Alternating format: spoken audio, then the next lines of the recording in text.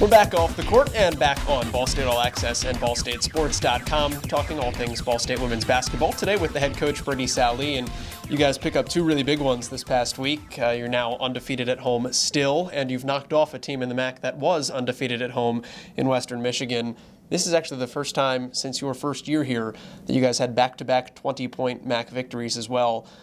What's that do for you? I know they're all microcosms and their own individual entities, but it's got to be good to kind of be on a roll like that. Yeah, no doubt we had a good week. And you know, the thing that makes it a good week is, you beat two really good teams. Eastern Michigan is a load with all the talent that they can put out on the floor, the system that they run with the zone and the pressure and the different things that way. So felt really good about our kids, how disciplined they were, the game plan that they stuck to, and I thought we were really good on the defensive end. And of course, we made a bunch of shots, and against the zone, that's what you have to do. And then, we took the show on the road a little bit and went up to Western Michigan, and again, they were playing really well and had, like you said, had not lost at home. And boy, I tell you, we played about as good as we played all year up there, and again made a bunch of shots. And we've got the potential when we're clicking on all cylinders to be as good as anybody, and I think we showed that this week. You've got another really good test with Ohio coming up here this weekend. We'll get to that in a second, but you've talked about it. People always talk about it. You want to peak at the right time, and you want to peak in March. Where are you guys kind of on that mountain and that climb? I know it's a large season and a bigger picture than 1 week, but to beat two very good teams, to do it in the fashion that you did it, and to play really well in both of those games, what's the progress point for you as a coach? Well, I think we've got a lot to get better at, especially on the defensive end. And then, I think at times we still turn the ball over too much. And so there's a lot of things we can get better at. But I think where we are starting to peak is with the focus on a game plan, and the better teams I've had, they've been really good at understanding the game plan, following it, and sticking to it, even if the other team is making some shots or they're on a little bit of a run. The good teams I've had, they don't get squirrely. They just stick with it, and they understand it's a 40-minute process. And I think that's the part that this group is starting to really understand in the mental toughness that comes with being able to do that. And then, this team, and I think it starts with Natalie, honestly, this team is a team that is eager to get to game day. They come out and they want the game plan. They want to know how it is we're going to go about winning the next one, and they're practicing the right way, and it's showing up on game day. And so there's a lot of good things that I think we're doing at a high level. Probably, fortunately, we still have some things we can get better at offensively and defensively, and that's really where our focus has been this week. Let's talk about Natalie a little bit, because the last time we did one of these, you talked about the ways that people were defending her, legal or illegal, and having to fight through some of the physicality. She had her best shooting week of the season, back-to-back games, shot 73%. How is she still being successful and that efficient when teams are really throwing a lot of stuff her way? Well, I think against Eastern Michigan zone, she got some open looks, and I think that the juice has got it flowing a little bit, and she played at a really high level against Eastern Michigan, and then kind of kept the ball rolling. But then, the difference at Western Michigan, they were playing man. But Renee and Jill and Mariah were so good that they couldn't just put two or three around Natalie. And so, that's what I've been saying this whole time. If you want that to be your game plan, we've got a lot of other weapons that we can go to, and we showed it at Western Michigan. Renee with the 21 and 10 and the way that we shot the ball. And, you go on the road and you shoot 50%.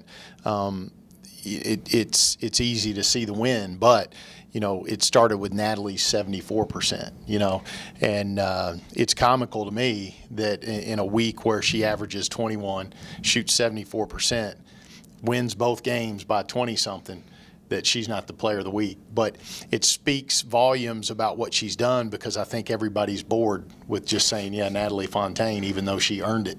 But she had as good of a week as she's had here in terms of her efficiency and what she's doing. So hopefully there's even better to come. Renee Bennett maybe stole some of her spotlight in that Western Michigan game as well.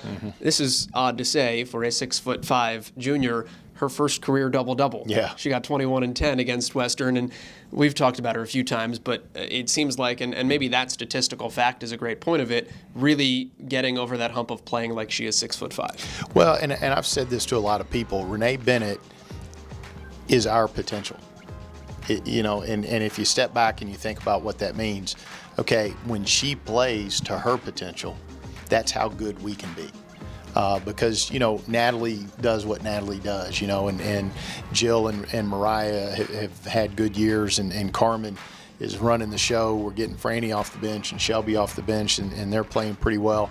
And now when Renee steps it up and plays at the level she played, which she's capable of doing every single night, when she plays at that level, holy cow, it's a load. And it was fun for me in that game to kind of watch it all just click. And, it's one of those games, you have very few of them as a head coach where it doesn't matter what you call.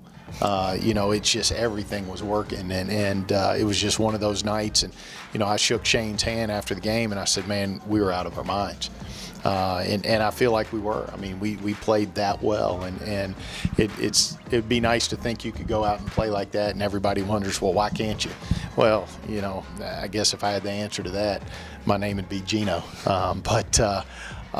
We played awfully well, and Renee had a big part in that. How do you roll that now with a week off? Ohio plays this week, so you guys have a lot of time to sit and think about it and kind of keep that motor going, keep that mojo going, and then wipe the first meeting you had with them, I guess in some respects out of your mind, but also keeping it in the back of your mind when they come in here for a big one on Saturday. Yeah, I don't think this is a team that I have to remind them of that game. I think they know what went down a little bit. And so really for us, the beginning of this week has been, hey, here's some time to work on us. Here's some time to work on some execution and get some new stuff in and do some things that way.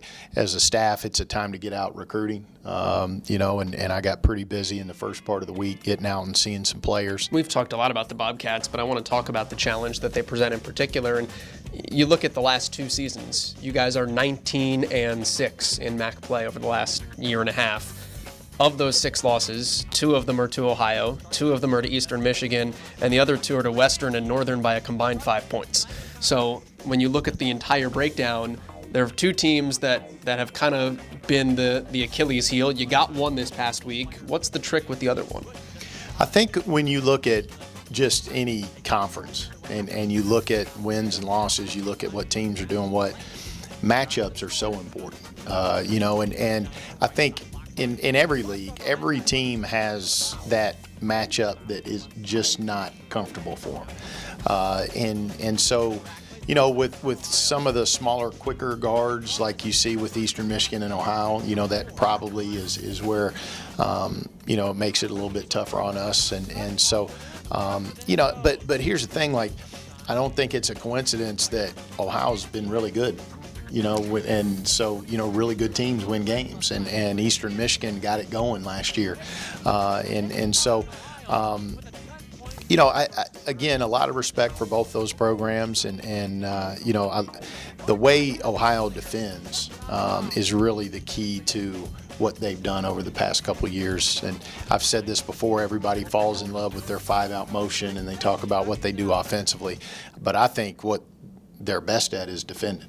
And you saw that when we played them at their place. They got squirrely on us offensively, scored a bunch of points, but they held us to 48, and we played Florida and we played Purdue and we played a lot of people. Nobody's done that to us. So defensively is where it starts with them, and you credit Bob because he's gotten those kids believing and drinking the Kool-Aid, so to speak, and it's going to be a whale of a matchup on Saturday. It is Pack the Nest on Saturday, back end of a doubleheader. It'll be the Cardinals and Bobcats at 4 o'clock. Brady, we're looking forward to it. We need everybody to come out there and support us, yell like crazy for the men, and stick around and watch a high-level basketball game when we play Ohio Saturday. Yell like crazy for that one, too. Absolutely. Yeah, make sure you save the voice for equal parts there. Yeah. It's Off the Court with Brady Sallee, though. We'll be back to wrap it all up next week on Ball State All Access and ballstatesports.com.